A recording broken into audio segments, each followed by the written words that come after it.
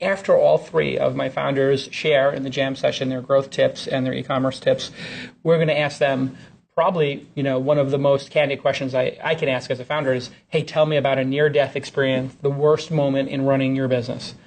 So we're going to tease that for after we do our jam session about e-commerce. So, Melody, you have the floor. Sure. So I pulled together a presentation just really quickly to talk about how we leverage data, right? Because as you mentioned, it's a topic that's so different for everyone. And at first you don't have enough data, and then you have so much data and you don't know what to do with it. So I thought I'd just mention a couple of ways that we use data to grow the business.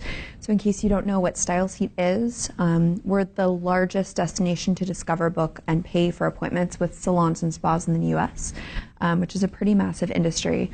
So just very quickly about what we do. The big challenge is that stylists, and these are all beauty professionals, right? Makeup artists, nail artists, et cetera, they don't have an easy way to run their day-to-day. So today, 70% of beauty professionals in the US are independent contractors. The challenge for them, this is a big transition. Just a handful of years ago, it was 20%. So the majority of the industry has become independent in just a couple years.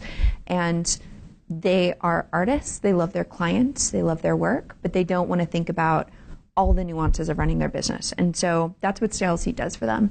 We are a back office tool for them to do everything from client acquisition. We give them a website, we power online booking, we help them with payments, we do all their follow-ups, thank yous, reminders.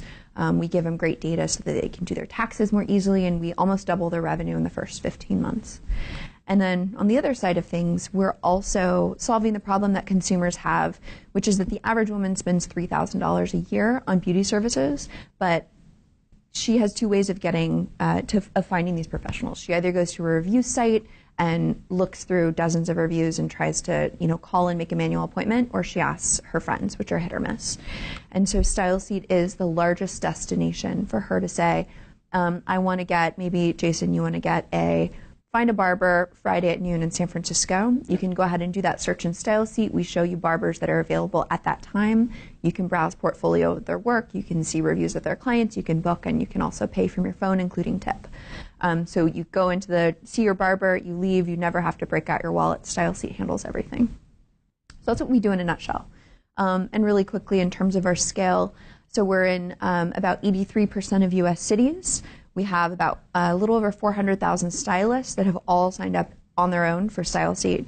We've powered a little over $3 billion in appointments across the platform, and we just hit our 50 million mark in terms of appointments powered since we launched in 2011. So we have about 30% of US professionals are on StyleSeat today. So thinking really quickly about data, the most critical data for us is really around supply, because for us, supply drives demand. And so identifying the right supply to both understand and recruit more of, as well as to leverage, is really important for us. So there's three different vectors that we look at. The first is geography, right? Because density in top markets is important. We look at service type. So a barber provides different services than an esthetician, than a hair colorist, than a hairstylist. So making sure we have the right array of services in a city is incredibly important. And then also the business size. So there's some stylists that are really booked and they only have a little bit of availability to put on StyleSeat